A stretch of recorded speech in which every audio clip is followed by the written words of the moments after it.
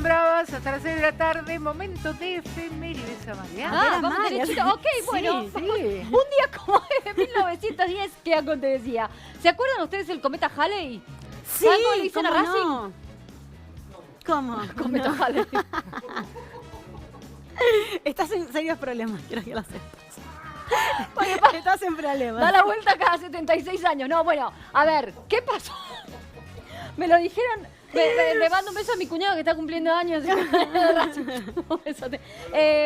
A ver, ¿por qué vamos a hablar del cometa Halley? Porque es Sí. importante, hablábamos de los miedos recién y de lo sí. que pasa a nivel global cuando cada tanto a alguien se le ocurre que es el fin del mundo. ¿Por qué es importante el cometa Halley? Porque a principios del siglo XX, como bien lo dice el tango, empezó el amarillismo en la prensa, sobre todo con esto. Estamos hablando de 1910 en el mundo. Un tal Flammarion francés, que era un rico, excéntrico, que tenía mucha plata, se sabía desde la antigüedad que cada tanto pasaba el cometa Halley porque pasa muy cerquita de la Tierra y se lo ve muy grande, cada tanto va y viene, está en la órbita, ¿no?, de nuestro sistema solar. Lo cierto es que cada tanto se lo veía en el cielo. En 1910 pasó a 400.000 kilómetros, que, si bien para nosotros es una locura, para las distancias astronómicas es muy cerquita. Entonces podía ver muy bien. Hacía muy poco tiempo se había descubierto que la cola de gases del cometa Halley era como cianógena, que se llama, que tenía una cantidad de gases importantes que eran muy nocivos para la Tierra. Entonces, ¿qué se decía en ese momento? Bueno, cuando la cola de gases toque la atmósfera de la Tierra, porque no era que el cometa iba a chocar contra la Tierra, no. Sí. Cuando toque la atmósfera de la Tierra, nos vamos a morir todos envenenados, porque se va a producir una mezcla química que nos vamos a morir. Entonces, la gente se volvió loca, tipo cuando llegaba el siglo XX, lo mismo que los mayas en su momento, lo mismo que en el año 1000, exacto, que se acaba el mundo, que el fin del mundo, que el fin del mundo. Bueno. Pero acá la cosa ya se puso más compleja y más complicada. ¿Qué pasaba? Bueno, la ciencia había dado grandes pasos a principios del siglo XX, ¿no? Y a fines del siglo, a mediados del siglo XIX, con todo esto de la locomotora a vapor, de la industrialización, la ciencia se hizo, la aparición de la penicilina y otro montón de cosas más. Sí. Ya se empezaban a conocer otras cuestiones, ya había otro. Bueno, las cosas irrisorias, y esta es graciosa, a mí me gusta, es graciosa. Este es el año en que nació Manuel Mujica Lainez, uno de los grandes escritores argentinos, y por eso se lo conoce mucho y se lo celebra mucho también, porque pasa una vez cada vez que tengo una suerte para hacer justo en el cometa Halley. Bueno, la cosa es que cambia toda la alimentación de la Tierra, hay un montón de situaciones astrológicas y astronómicas, que se producen que a nosotros nos impactan, pero no sabemos cómo. En aquel entonces pasaron un montón de cosas. Por ejemplo, unos mineros chilenos, los diarios se llenaron y ahí apareció la palabra, o aparecieron los verbos en, yo te diría, el supuestamente podría, en condicional.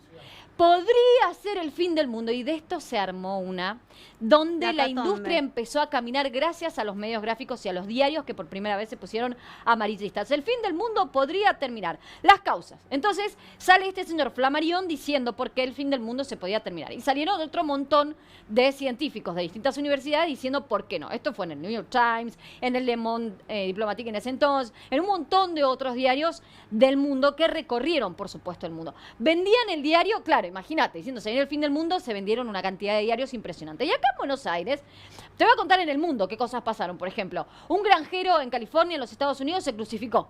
Agarró, se crucificó un pibe con una mano, claro, porque decía, se viene el fin del mundo, chao. Sí. Muchos salieron corriendo a la policía a decir, che, yo soy un asesino, a confesar sus crímenes, ¿no? En ese momento, porque claro, ahí no se sabía si estaba Dios, si no estaba Dios, había como un descreimiento importante. Más de 400 suicidios, la gente se suicidó, fue como el crack de la bolsa del 29, sí. Más o menos. La gente se murió, se suicidó del miedo porque no querían.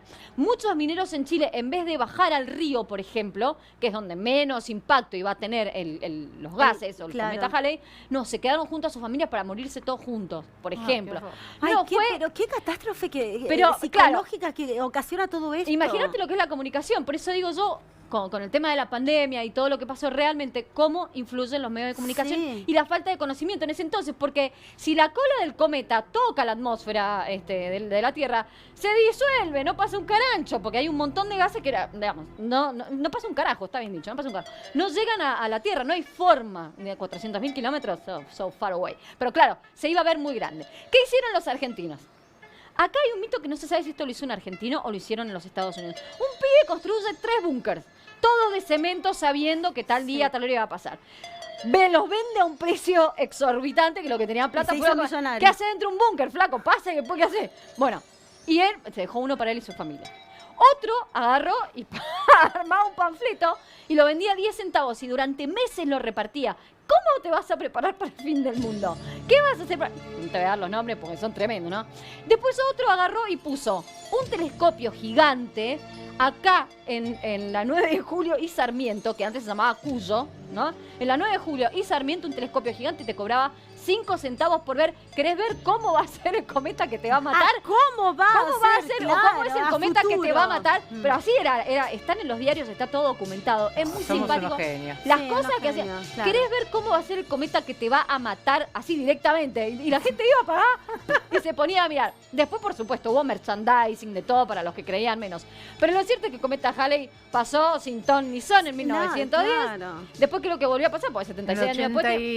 En 87. No, 86 me parece. No me hagas sacar cuenta. Tenía un compañero de colegio que tenía me acuerdo, un relojito con el cometa que iba dando la vuelta. Pero fue muy gracioso, ¿no? Porque además es un cometa muy bonito, que se ve muy bien, que no hay forma de que se estrole contra la Tierra. Claro, pero, bueno, la gente, ya imagínate, hablaba del pánico del fin del mundo. Y lo interesante de esto, más allá del fenómeno astronómico, había uno que decía que los mares se iban a volver tan locos que íbamos a tener monstruos marinos, peces, sapos, víboras cayendo desde otras especies comiéndonos desde el cielo.